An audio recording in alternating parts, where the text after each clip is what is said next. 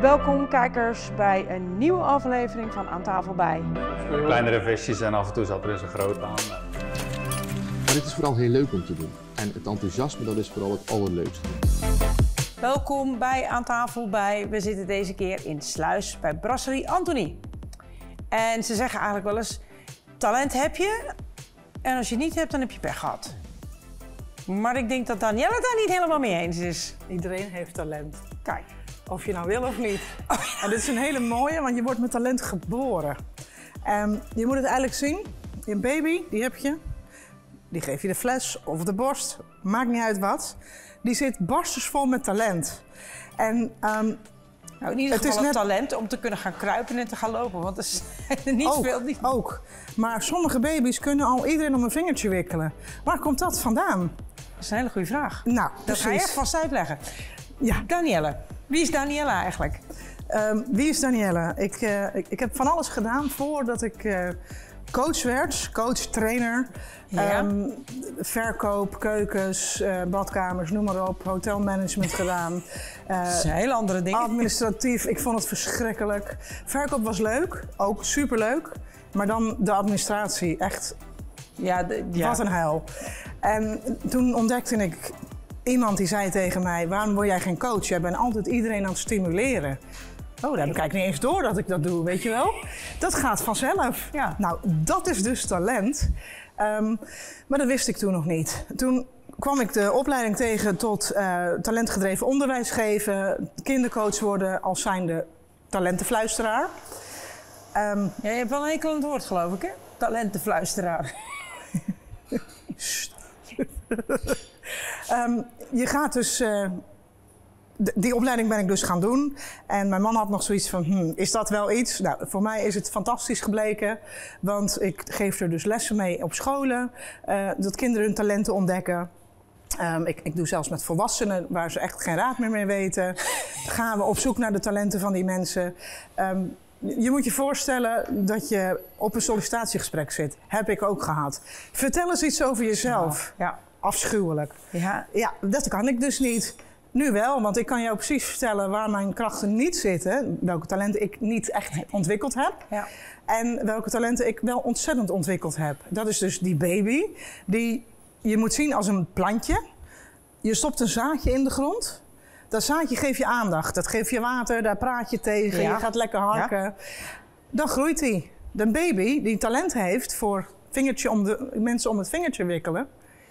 En later voor misschien zingen of organiseren of mensen bij betrekken. Ja.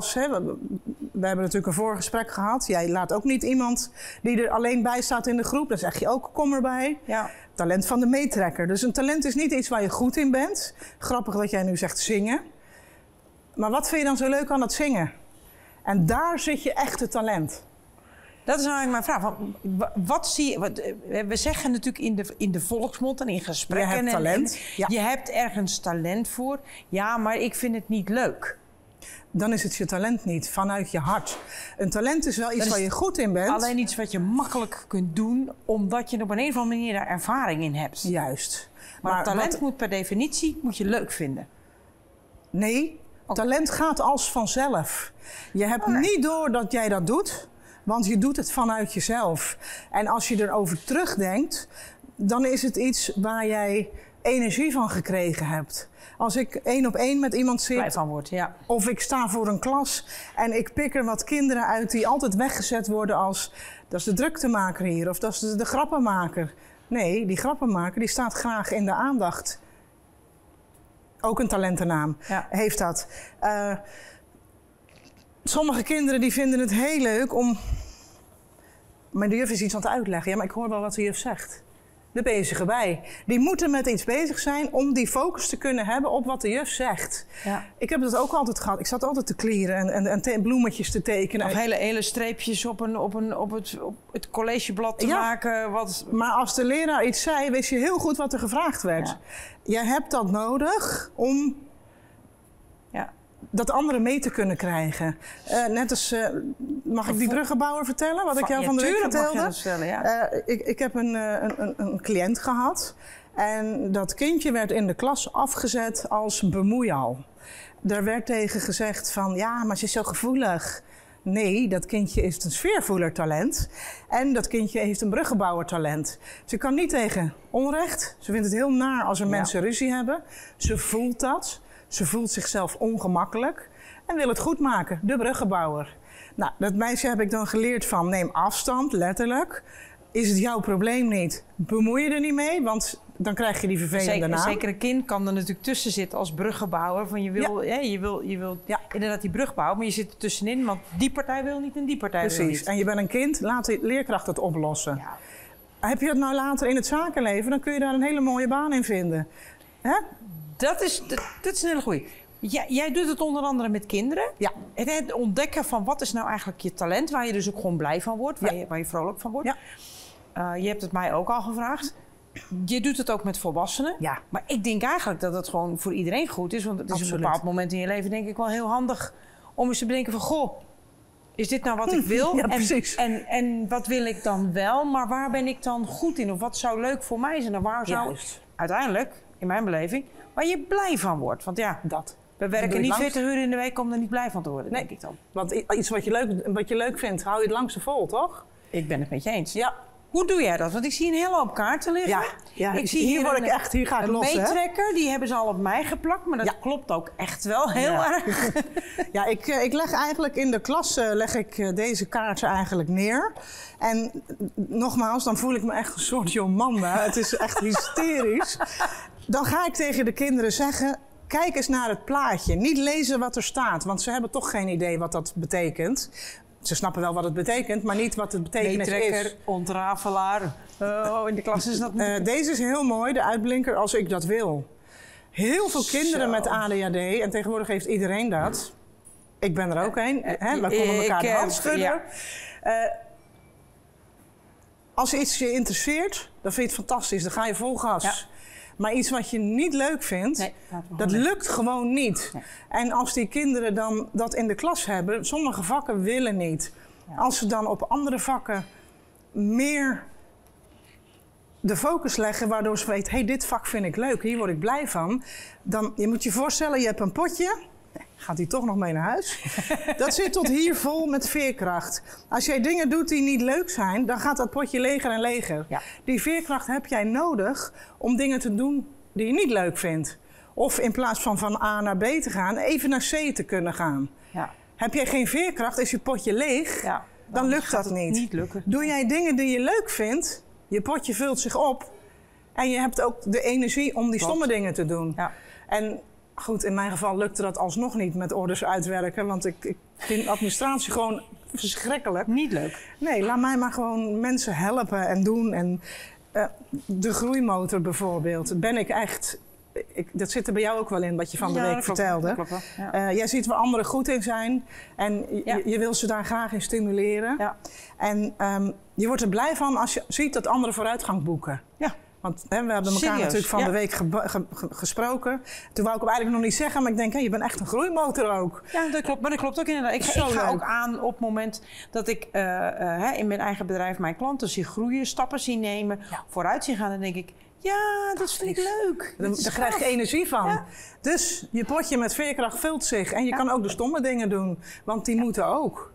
Ja, die zijn er ook in. Ja. Maar je hebt een hele hoop kaarten, die leg je neer in dit geval. Die leg ik gewoon keurig netjes op een rijtje. En dan laat ik in de klasse de kinderen daar langs lopen. Krijgen ze gewoon een A4'tje mee. Schrijf er eens 10 op. Als jij naar dat plaatje kijkt, dat je denkt, daar word ik blij van. Ja. Maar als je ook maar heel even denkt van, niet opschrijven, want dan past die gewoon niet bij je. En ik heb nog geen één kind gehad die zei, ik heb een verkeerde opgeschreven, juf. En dat is natuurlijk geweldig, want het zit gewoon in je al. Alleen vergeten, mensen denken te veel, mensen voelen niet meer.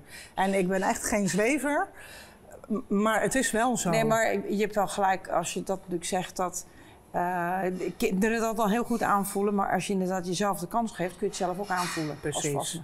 Juist. En nu kunnen ze er dan een naam op plakken.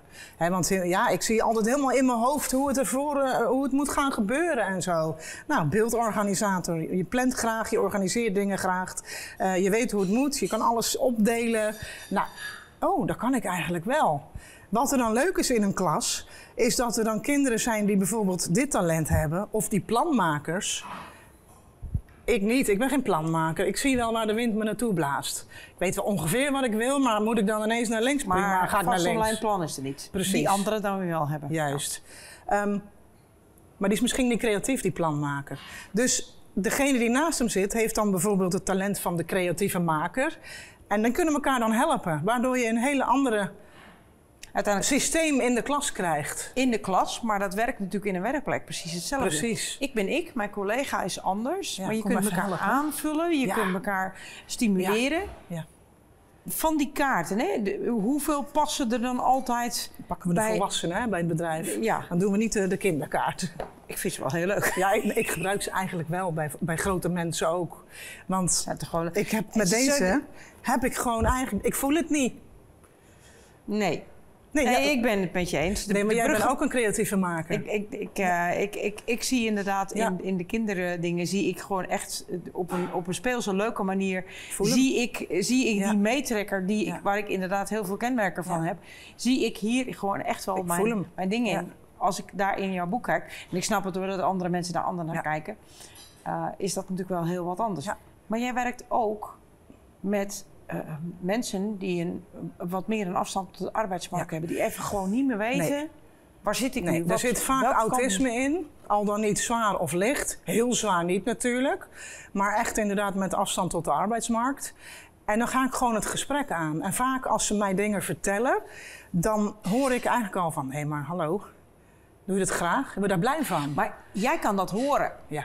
van een ander. En jij hoort het van mij, je hoort het Maar van ik doe het anderen. nu 5 jaar, dus dat is ook wel training natuurlijk. Dat en ik klopt, voel het. maar ik denk dat jij uiteindelijk daar natuurlijk hartstikke blij van wordt. Want dan is natuurlijk de vraag, wat is het talent van Danielle? Nou, mijn talenten zijn creatieve maker, positief overal. Als het niet lukt, ja, boeien dan niet. Doe ik iets anders. Word ik echt niet... Ga ik niet Niet warm of koud Word ik van. niet warm of koud van.